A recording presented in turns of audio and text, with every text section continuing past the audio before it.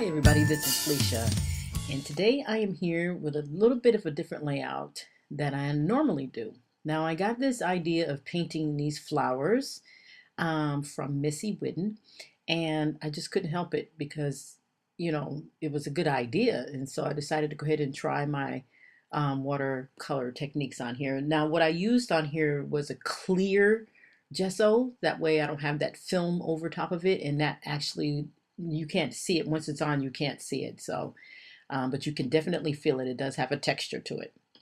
So I'm using some of my Prima watercolors here, and I am going to be coloring these leaves here on these flowers and making it look all nice and pretty.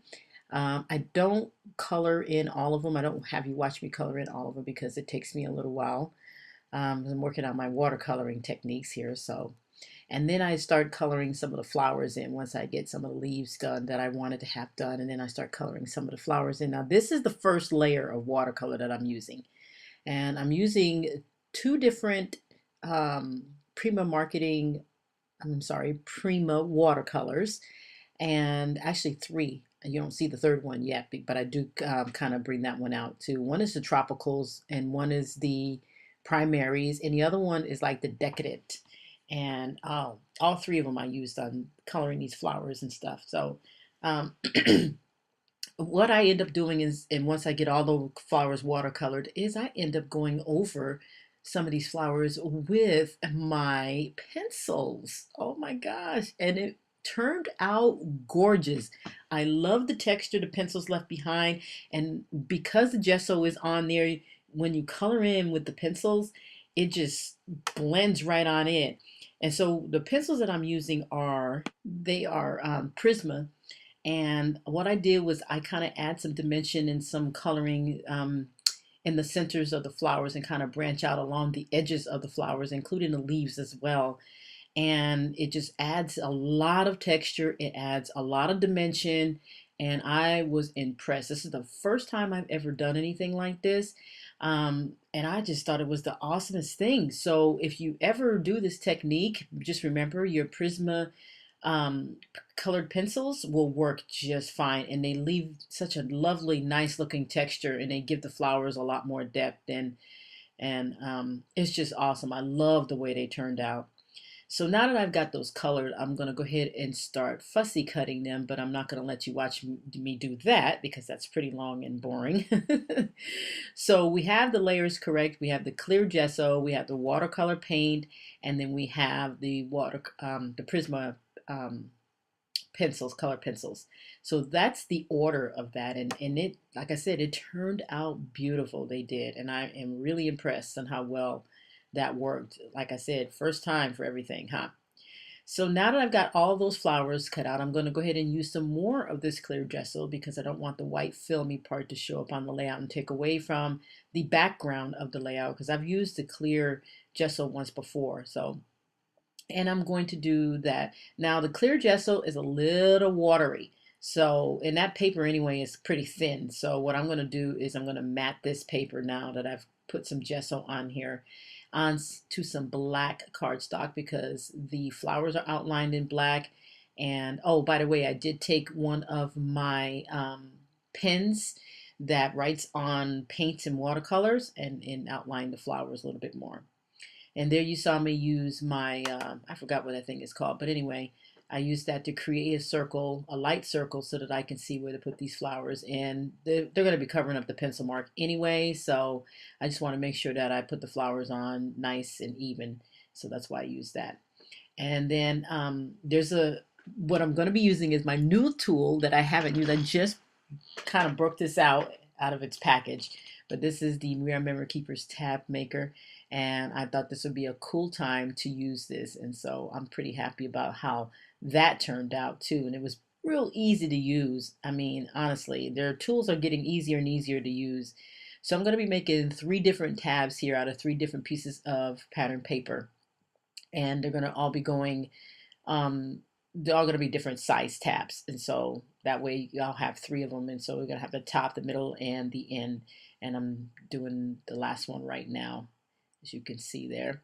And I just loved the easiness of using this tool. It was great. It wasn't hard at all, and I'm just impressed on that. So there are the three pieces of pattern papers, and you can see how I wanted them, and it turned out just exactly right, except for that one. I had to cut it a little bit because that one came out a little too long, that piece. I just have to cut that end off. And then I'm just going to go ahead and situate those, and they're going to be used as a mat for this photo. After I mat it with the black and give it a little thin black outline like on the flowers, because I'm kind of duplicating that except for that one side there. And that's exactly how it's going to go. So I'm going to be gluing those all down and putting them on the layout just like that. And once I get done fiddling around with these cut pieces here and situating them on the layout. Now, I originally set them up like this. That don't mean they went on like that, the flowers. It never happens that way for me, but at least I got them on. So as you can see there, how I'm gluing these tabbed pieces of pattern paper down there, I thought this would be such an awesome idea to do for this layout as well as the flowers included. So now I got that done. I took all the flowers off, of course, and you're gonna see. And then I started putting them back on, but like I said, they don't go back on the same way I had them on the first time. Now, some of the flowers I'm going to be using some dimensional adhesive, like the foam. And then I'm almost out of these little foam squares, you guys. And I thought that was the coolest thing because I've actually went through, it felt like hundreds of packets of those foam adhesive. I had so many of them, and it was from back in the day when they used to sell them 5 different ones in a pack, and you got 2 of those squares right there in a pack, and one circle and one small circle and one small squares. And it was like 440, and they sold for like $3. So, and that was a cool bargain. And now you can't get that many for that price anymore. So I switched to the American Crafts 3D adhesive. And I also have some fun foam, which I'm going to start using as well once I run out of all of these, because the fun foam is a lot cheaper, and they have adhesive fun foam, just in case you guys didn't know about it. It is acid free. So, and I got it from Michaels. So if you're ever interested in that, they have that, and you get a whole bunch of it. And, and it comes in different colors, glitter, and all white. My Michaels had all white ones too, which I'm really surprised. So if you're ever interested in getting you some adhesive fun foam, they sell it at Michaels, that I know for sure. So now I'm fiddling around with the last little pieces here of flowers, kind of getting those situated in different areas here on the layout. And I am in love with how this layout turned out. Like I said, I 3D'd some of the flowers, and some of them are laying flat and they're overlapping. And I love this. This actually came out much better than I thought it would. So I'm going to be doing this technique again, as far as watercoloring some flowers and then putting some the color pencils, that's what I was trying to think, on there again to add the texture. And if you felt these flowers, they have such a nice little texture on them. It's just so cool. The photos doesn't do it justice, but I really loved how this turned out. So like I said, it was the first time I've ever did this technique, and thanks to Missy for the idea of painting these flowers, which was an awesome idea. I am Missy Whidden, that is, and I am really happy that I did do this. So there you have it. So I love the way this turned out. Look at that.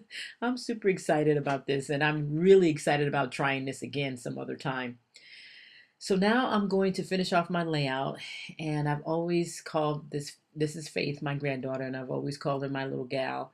And in this case, I'm going to shorten the title and put my gal. Here I'm going to be using some of those, let's see, I think yeah, they are. They're from the Hit Kip exclusive. There they go, right there. They're the Puffy Alphas. So I'm going to start using some of those and put it on my title. And I just love this font. This font is the bomb. And I like the color too. So as it's borderline greenish yellow, and I really like that because green is my favorite color. So, and there is the title, because you can kind of put them together to make it look like it's one complete word. And then as soon as I figure out how to get that G down there. Oh, I think yeah, there I go. Trying to get the G down, and then, yeah, there we go. Yeah, it's working. Yeah, see that? I like that. I love how this layout turned out. Like I said, I'm going to be doing more of these kinds of layouts, and I'm really impressed, and I'm going to be practicing even more so on my watercoloring technique, which I surprised myself that the flowers even came out nice.